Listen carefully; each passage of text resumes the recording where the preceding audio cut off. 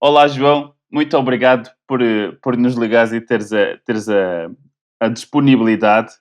Acho que és uma pessoa das pessoas que eu conheço que já voam há mais tempo e agora fizeste este voo incrível. Acho que era bastante interessante para as pessoas que ainda não te conhecem, saber um pouco mais da tua história, porque eu próprio também não conheço muito bem. Quando e como é que começaste a voar? Olha, foi em 1992. O Zé Naber, que era um grande amigo nosso, portanto, do continente, veio habitar aqui nos Açores, e para a ilha do Faial. Foi ele um dos grandes impulsionadores da modalidade parapente no Faial. Depois ele mudou-se de ilha, veio para São Miguel e, claro, também implementa o desporto aqui. E, portanto, começamos aí com ele. Foi a primeira vez que eu vi falar e vi um parapente, com o Zé Naber. Então, Em 1992. como é que eram os parapentes nessa altura? Não eram iguais que começou agora? Não, claro, não. A evolução do nosso desporto é uma coisa que me espanta ainda hoje em dia. Porque para aí há, sei lá, 15 anos atrás, pensava seriamente que o parapente não teria possibilidades de evoluir. Portanto, uma aeronave sem estrutura rígida e mas a pensar, há de chegar a uma certa altura e ou metes rigidez no aparelho ou então não. E também é um bocado isso que eles fazem hoje em dia, com aquelas coisinhas de nylon no nariz e shark nose e não sei o quê, não é? Sim. Mas a evolução tem sido de tal maneira que eu digo que espantado. Nunca pensei que chegasse ao ponto que chegou hoje em dia e que acredito que não vai parar, da maneira que as coisas estão a evoluir, novos materiais, enfim. Mas o Zé Naber, posso dizer, e quando a gente conta essa história, toda a gente que percebe alguma coisa de parapente e de história de parapente acha um piadão e considera-nos uma camada de loucos porque aprendemos a voar com a Ninja. A Ninja era uma asa da Firebird e era a asa de competição da Firebird. O Robbie Whittle, naquele ano, tinha ganho a taça do mundo com a Ninja. E foi com esta asa que nós aprendemos. Aprender a voar com isso? Nessa altura já havia certificações, não é já? Sim, sim. Então era que uma DHV3 ou uma coisa assim? A saída de escola, era as intermédias e era a asa de competição. A Ninja era uma asa de competição. Poças. Depois, pronto, também apareceu cá durante esta altura umas weekends e depois começou a aparecer as marcas da Edel. Essa weekend era da Edel, tinha uns alvelos, conseguias entrar por dentro do alvelo, era um paraquedas. Mas, e mais, é que o Zé Naber veio para cá e ensinou-nos muito pouco que sabia, de tal ponto que uma vez a primeira vez fomos voar para uma falésia das Feteiras que tu conheces, o Zé Naber por isso simplesmente esqueceu-se de falar dos rotores, estás a ver? Como é que se vai voar para uma falésia e o ter suposto instrutor e esquece de falar do rotor. Dos rotores. É o que dizer. Tivemos muita sorte de ninguém não ter havido acidentes graves, alguns, mas podíamos ter morrido. A maior parte do nosso pessoal é uma sorte de estarmos todos vivos e a caminhar e que tipo de grupo é que era esse? Como é que era aprender a voar nessa altura? Eram tipo 3 pessoas, 5, 20? Não, aqui na ilha e nos Açores nunca houve assim um grande dinamismo em termos de números. Não. A nossa população, está mais que estudado, determinado número de habitantes. Tantos habitantes deve haver 5 ou 6 malucos que querem se dedicar ao desporto radical. Então, aqui nunca houve assim um grande... No princípio éramos o quê? Sei lá, uns 10 pilotos mais ou menos ativos no grupo. E depois a coisa foi evoluindo, depois apareceu primeiro os instrutores, que vinham cá quase sempre do continente dar cursos. A ilha do Faial teve um grande desenvolvimento no parapente, era a ilha onde havia mais pilotos. Depois tenho a impressão que aquilo descambou um bocado porque começaram a organizar festivais internacionais e a convidar muita gente e ia fazer pagamentos loucos e quando comecei a meter a questão financeira, Pois. depois acabou. Como tenho visto outros exemplos por este país fora, a coisa não correu muito bem. E hoje em dia o PL tem 4 pilotos, se não me engano. E em termos de voar, se tivesses que adivinhar, não sei se tens tudo registado ou não, mas quantos voos tens ou quantas horas tens até hoje? Devem ser uma enormidade. É impossível eu enumerar isso. Primeiro porque, em termos de parapente, eu sou muito desorganizado nesse aspecto. Porque nunca tive interesse, nunca tive a chamada caderneta de voo e depois passou, nunca, quando diz quantos voos tem a tua asa, quantas horas tem de voo, nem sei dizer.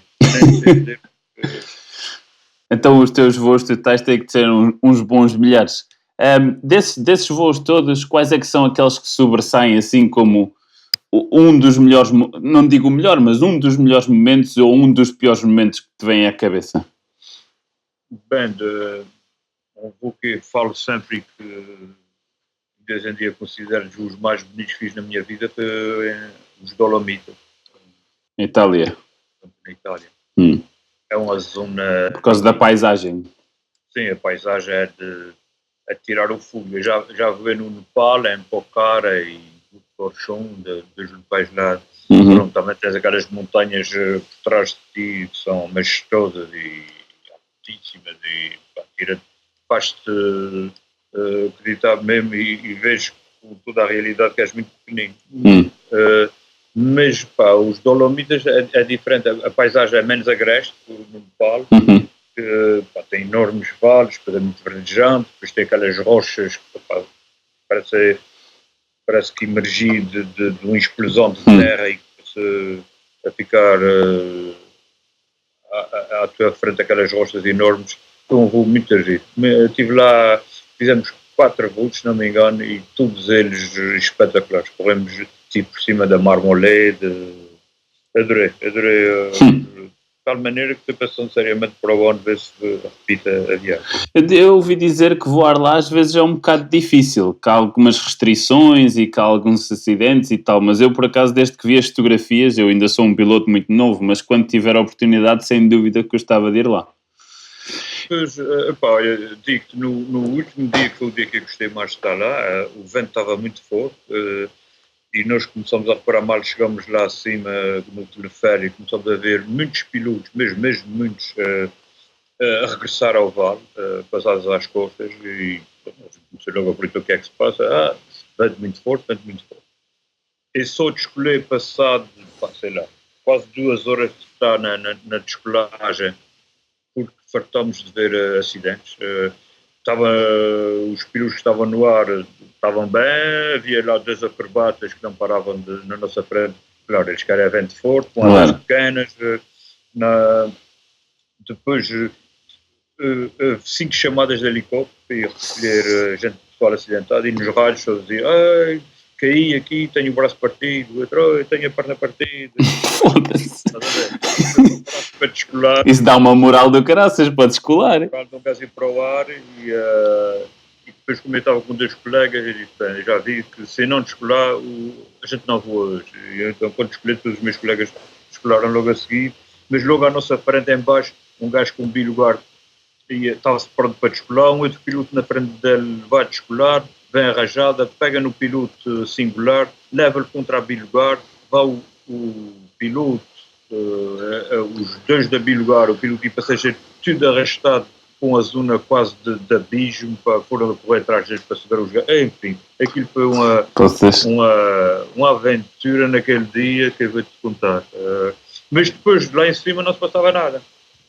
Era só a descolagem. Que era violenta, chegavas lá acima, lembro-me, tenho isso filmado com a GoPro, pela rádio havia os meus colegas: olha, não se passa nada, porque isto aqui em cima está de mel.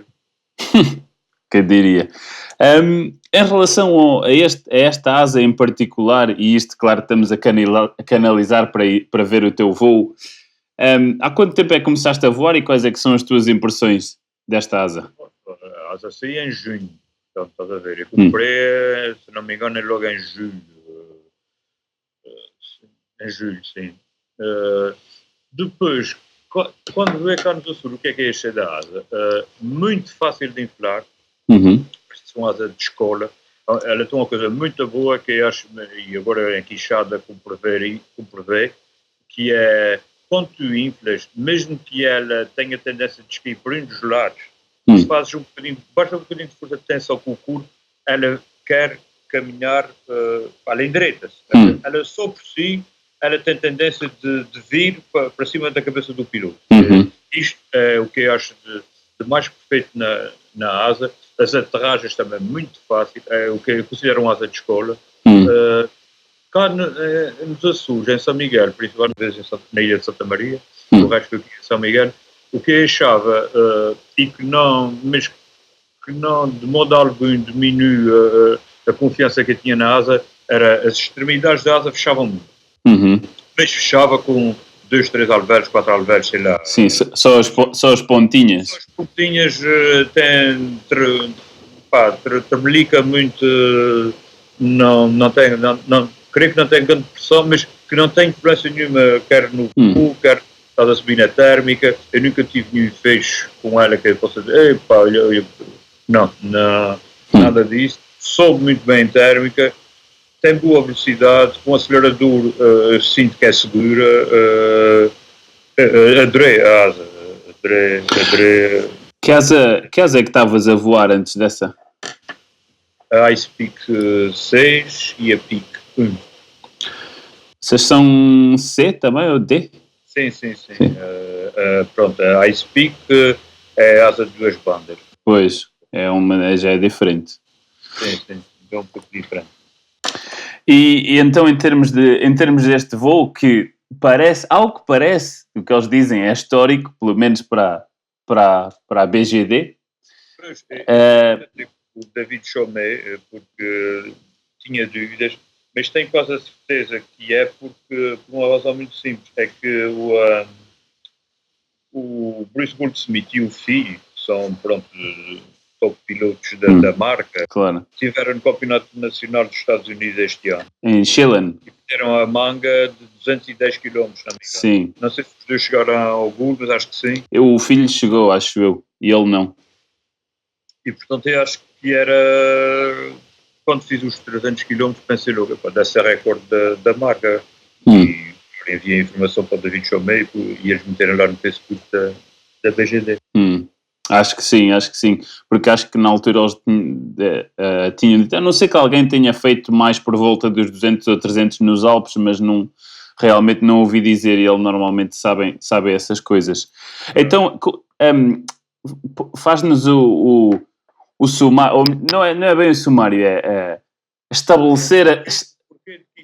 Sim, exato, estabelecer, porque eu sei que estavas com uma bela cambada de amigos portugueses que também fizeram por lá muitas andanças, e então pintar o quadro para as pessoas perceberem o contexto deste voo. Olha, eu fiz, depois deste voo, quando cheguei aqui a São Miguel, fiz no meio clube uma noite de conversa com os pilotos locais, para explicar da viagem, e uma coisa que eu notei é que, primeiro ponto, que é importante, e que agora é um workshop com o Eduardo Lagoa Fermenteiro ao Continente, e o pessoal está tudo entusiasmado, e acredito que para o ano vai assim umas dezenas de pilotos portugueses lá aqui chados. Mas tem que ter, a primeira coisa que tem que ter em mente é que tem que estar bem preparado fisicamente. Eu não estava. O ano passado, em 29 de outubro, eu fraturei um tornozelo, e, portanto fiquei praticamente inverno, primavera, princípio de verão, sem fazer nada, mesmo em termos físicos, estava debelado fisicamente, e isso custou-me, e só fui para Quixada por uma razão muito simples, é que eu tinha comprado na altura um bilhete de avião para ir passar o Natal com a família da minha companheira ao Brasil, não pude viajar porque tinha sido operado, e tempos depois consegui ir ao Brasil, portanto, em janeiro, princípios de janeiro, com outro bilhete, e fiquei com aquele bilhete da TAP para gastar em dezembro. E eu tinha que ir ao Brasil para gastar o bilhete. E aconteceu que o Eduardo Lagoa, o Eusébio e o Carlos Lopes, a companhia estavam a preparar, o Zé Rebelo e o Cora estavam a preparar aquela viagem, a gente teve ao grupo. Por isso Claro. também. Com a intenção, mesmo de bater o meu recorde, anteriormente era de 150 km, numa manga que por acaso ganhei, a manga era dividida por séries, eu ganhei as asas de série, portanto era saída de Castelo de Vide e aterragem em Plaisância, perto de Caços. Tinha 150 km e desejava muito atingir os 200 km. E então isso é a perfeita altura para vamos então ao voo. Bem, vamos ver se isto funciona. E eu pus isto em 64 vezes, que acho que vai dar mais ou menos para ser, em vez de serem 10 horas, vão ser 10 minutos. E Então, das 10 horas, ainda hoje é que estive a verificar isso, porque eu jogava sempre tinha sido 9 horas, mas tudo quando teve-me a descarregar o voo é que vi, não, isso foram 10 horas. Pois, eu também vi. Uma hora deste voo, não sei se reparaste, eu estou na frente Sim, do escolar. sim. Portanto, eu fui discutir o dia, porque o primeiro é quase sempre o Dio, que é um brasileiro, era sempre o primeiro a descolar. Eu descolei em segundo lugar e depois tive quase uma hora à espera dos nossos colegas, que o Eusébio, o Carlos Lopes e os outros conseguissem subir à base da nuvem para depois arrancar. Porque vocês voaram em equipa, então? Sim, tentamos. O primeiro segundo dia, aquilo foi assim mais ou menos, mas depois sentamos e disse, vamos tentar voar em equipa, ver, e de facto, eu digo, se não fosse em equipa, eu não teria conseguido chegar aos 300 km naquele dia, nem teria. Porque se fores reparar no voo ainda, hoje também estive a reparar, tem lá vezes que este a 300, 400 metros de chão. Eu vi ali umas alturas muito baixas, mas bom, vou então pôr aqui e ver se tu consegues ver. Bom, já temos aqui a descolagem.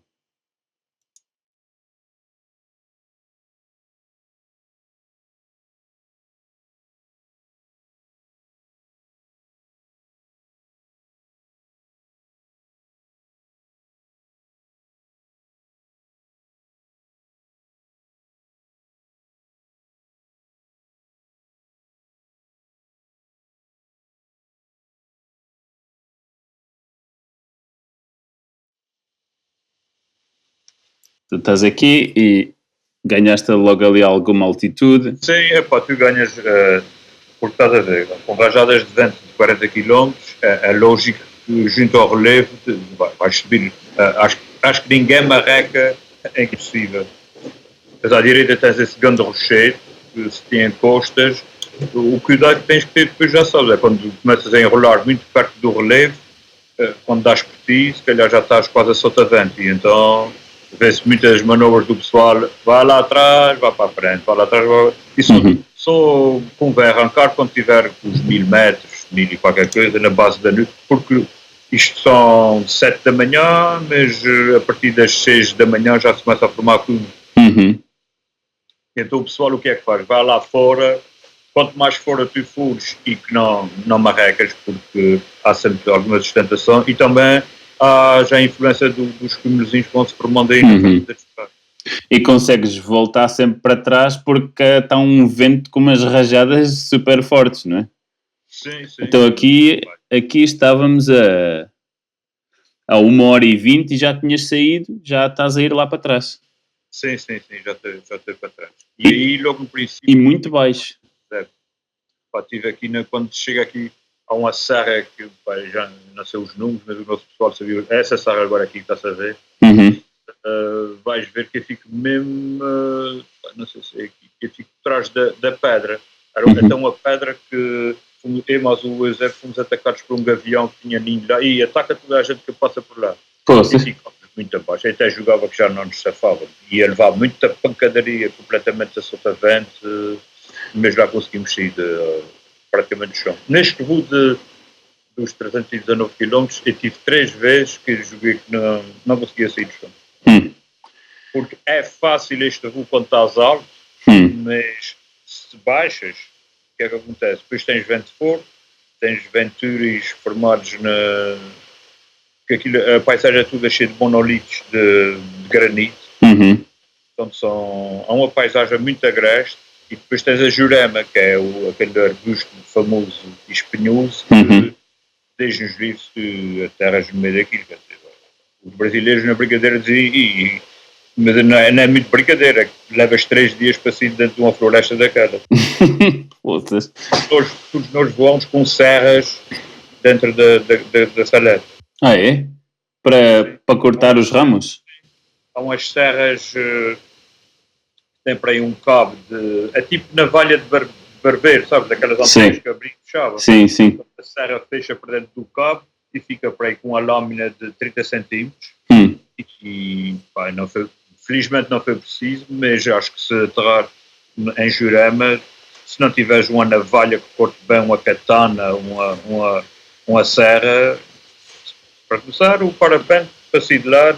Eu lembro-me a primeira vez que eu vi no Brasil, na cidade da minha companheira, pus a minha asa em cima, de propósito, em cima de uma Jurema, porque jogava que era um arbusto frondoso e tudo verdinho, que era, mas só que era uma Jurema cheia de espinhos. Também tem picos. Depois levamos 45 minutos para tirar a minha asa de lá.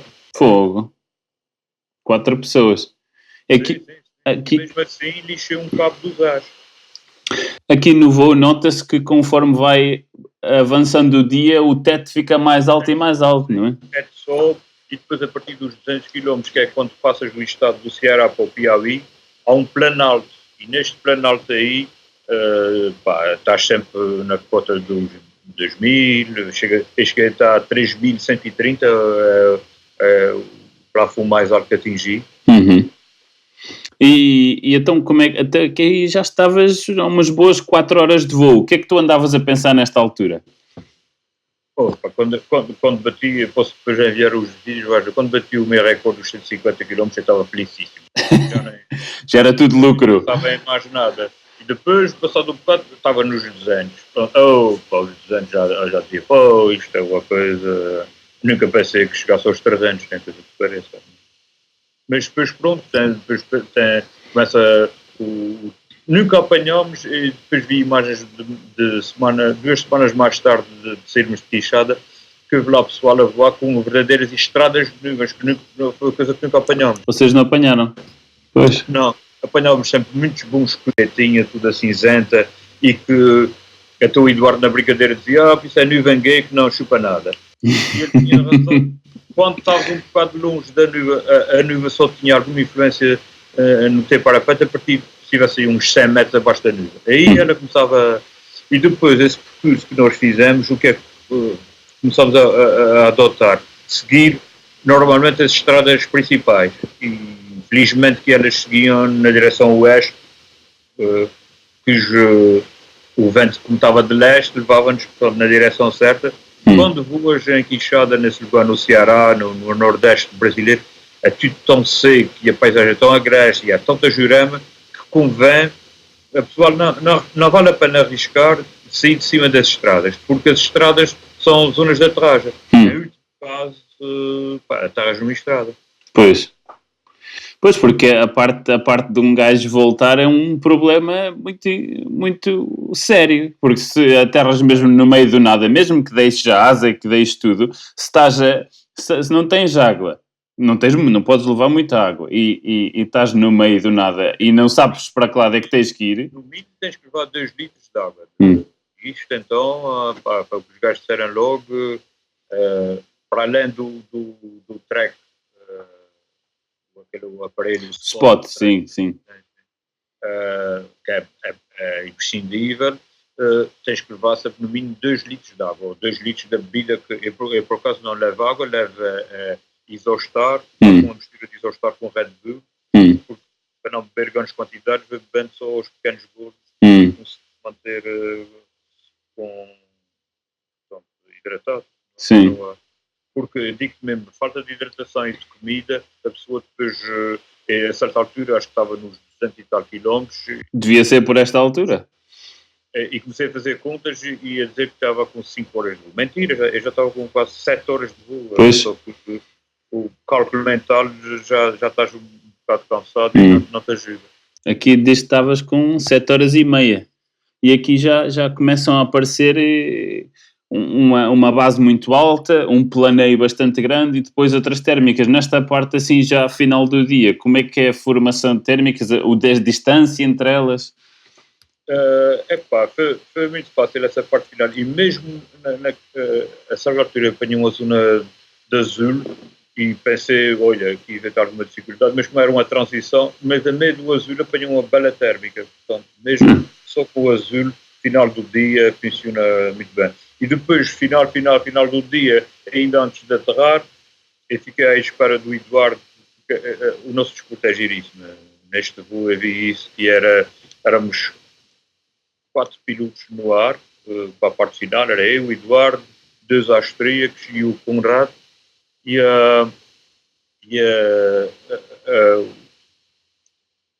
os estares a 2.500 metros de altura, olhares para baixo e vês, ei, pá, o Eduardo está ali à rasca, se calhar já não se sabe, junto ao chão. E passado 3 km à frente, estás tu junto ao chão e está o Eduardo.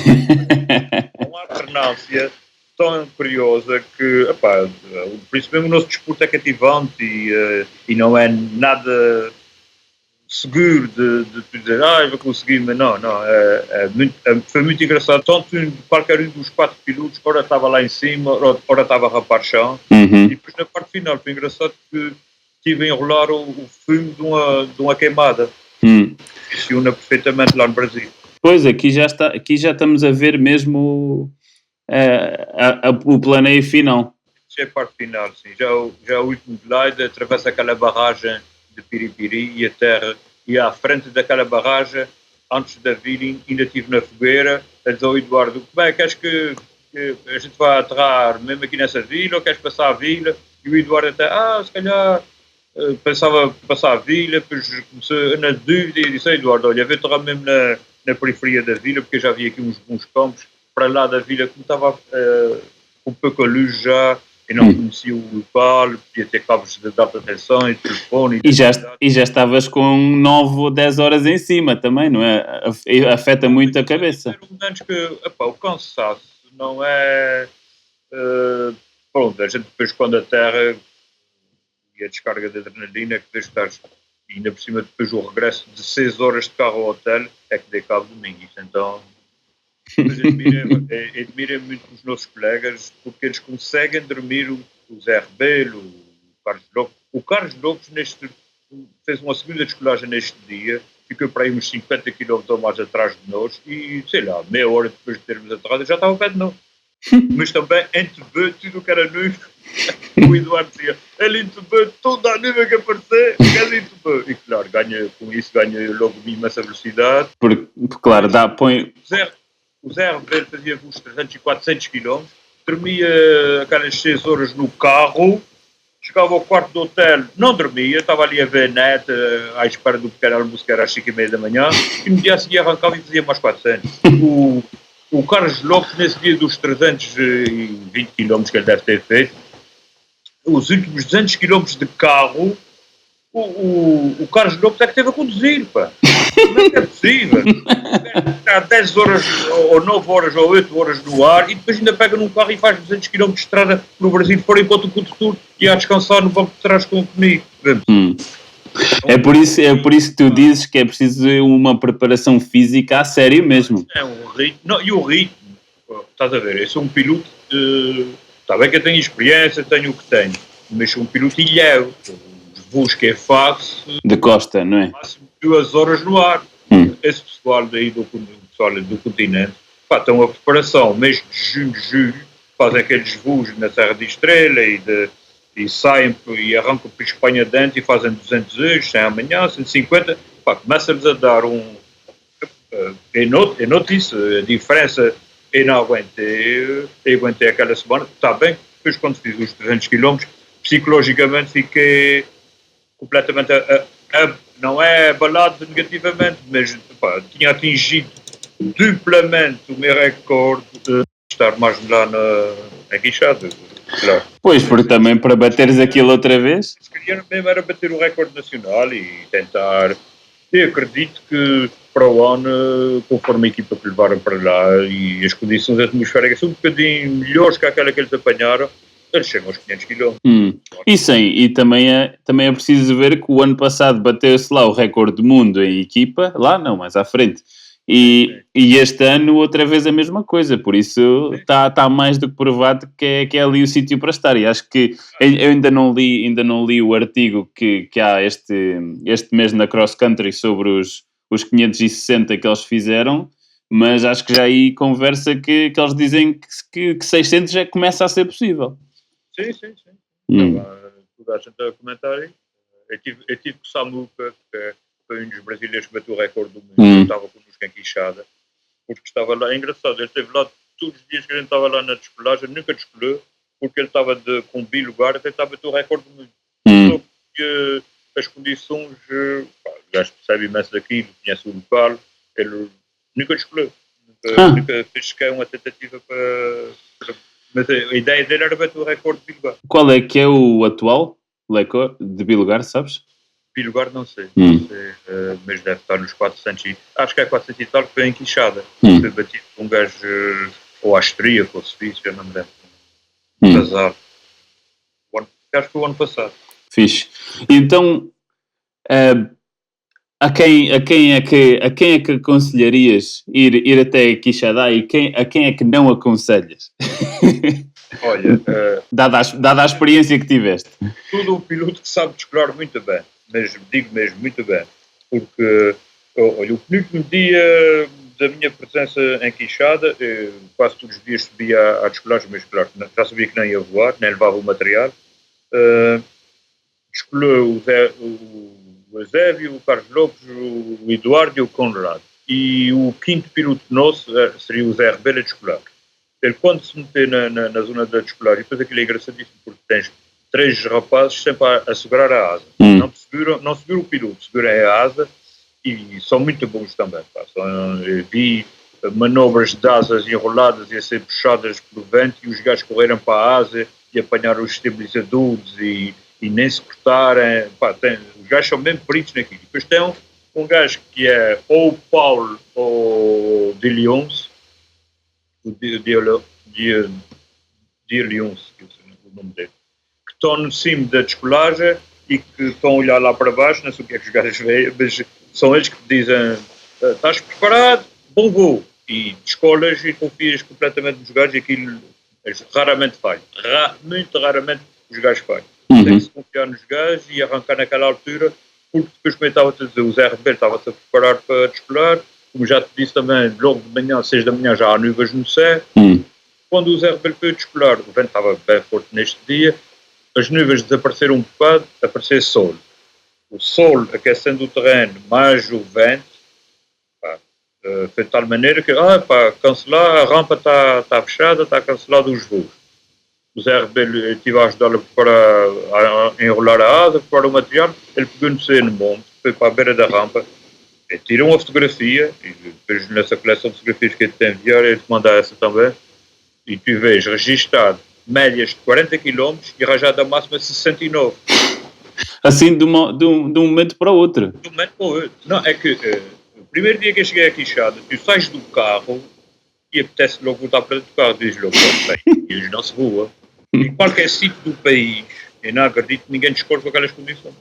O Zé Rebelo foi lá medir logo o primeiro dia, tinha rajadas de 43. E tu olhas para trás e vês o Eusébio e o Carlos Lopes a preparar o seu material e os primeiros ir para a rampa, o gajo, isto é-se voar, vamos atrás dele. Pois. Então, mas falando com o pessoal de lá, aquilo é eles esperam pelo ciclo e quando o ciclo vem a térmica bloqueia um pouco o vento? Ou sim. É isso? Eles antes tinham um lagozinho lá embaixo, na frente da descolagem, mesmo no vale. E o lago ajudava-lhes bastante a ver os ciclos. Eu agora tenho a impressão que é só os arbustos da Jurema. Eles nem têm mangas. Eles vinham até ter mangas por lá abaixo. Os gajos que põem-se a olhar, metem-se a mão nos olhos, estão a olhar lá para baixo. Agora! E depois estava quando vem o vento fora. É incrível, pá. Eu acho aquilo uma coisa incrível. E depois o Paulo diz com muita piada, diz: bem, vocês dizem que eu sou doido, mas doidos são vocês que acreditam em mim. Vocês vão, claro. Você acredita em mim, pá. Eu digo, vai, vocês vão. Vocês são completamente doidos, pá. Espetáculo.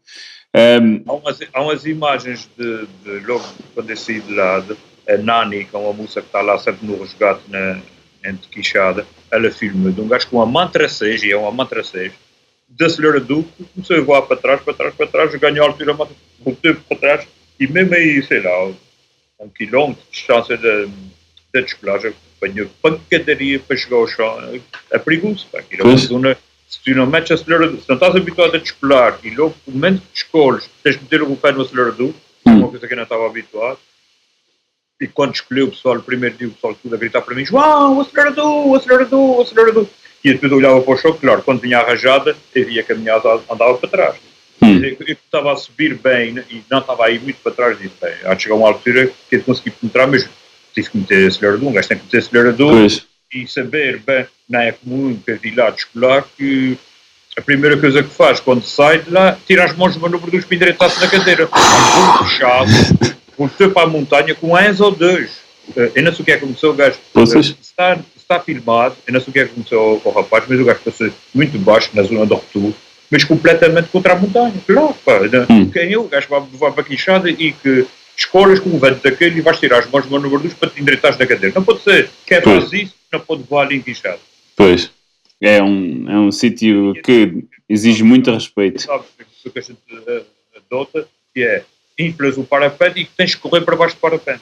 Lá em Quixada, ninguém trava o parapente, a não ser quando o vento está fraco, o vento fraco para eles é 25, 30 kg. Está fraco, está bem. Incrível. Muito bem. João, qual é que vai ser a tua próxima aventura, para fechar aqui o vídeo? Epá, não sei dizer, para o ano, como eu te digo, eu estou a pensar, temos uma camada de pilotos novos aqui no nosso clube. Eu gostaria muito de fazer uma expedição aos Dolomitas. Sim. Que é uma área, claro, muito mais... Quixada depende do ano, da altura do ano que vais. Se for em junho, julho, pá, não fazes é mais que 30 km de distância. Porque isso não estão, mas voas perfeitamente em Quixada. Sim. E ao final do dia, em Quixada também se voa muito bem. Pois, eu vi que o pessoal de lá das recolhas voam depois do almoço e coisas assim. Ainda fazem 100 km assim. Ao final do dia estão ali a voar, pá, e está mais calminho. Mesmo a própria descolagem. Aquilo, claro, logo de manhã é que parece que abriram as portas do inferno. Que era. Outra coisa que eu lembrei-me que era para perguntar e entretanto ia-me esquecer. Este ano foi o segundo ano que eu fui ao Festival de Parapente dos Açores. Eu adoro a gente, a ilha, tudo mais, mas parece que grande parte do mundo, especialmente a parte do mundo que fala inglês, não conhece. E tu és um dos grandes organizadores por trás do clube e por trás do festival. O que é que podes dizer às pessoas que não conhecem sobre o festival e tudo mais? Não, sabe uma coisa que me admira? Principalmente do outro lado do Atlântico, a grande parte dos imigrantes, a imigração açoriana vai para os Estados Unidos e Canadá. Portanto, temos uma grande ligação com os Estados Unidos e Canadá. E tu acredita que o ano passado, um dos nossos principais patrocinadores, como tu sabes, é a SATA, a companhia aérea, oferecendo-nos 2 passagens do Canadá e dos Estados Unidos para cá, para o festival. Eu mandei mails para todos os clubes, associações e federações que eu consegui encontrar na net dos 2 países e que ninguém nos respondeu. Sério? Bilhete de graça? 2 bilhetes de graça para quem quisesse vir dos Estados Unidos e do Canadá.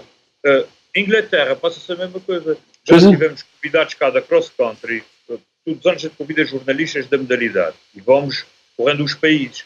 Já tivemos cá pessoal da Cross Country, que é a revista inglesa, como tu sabes, é a revista mais lida em todo o mundo.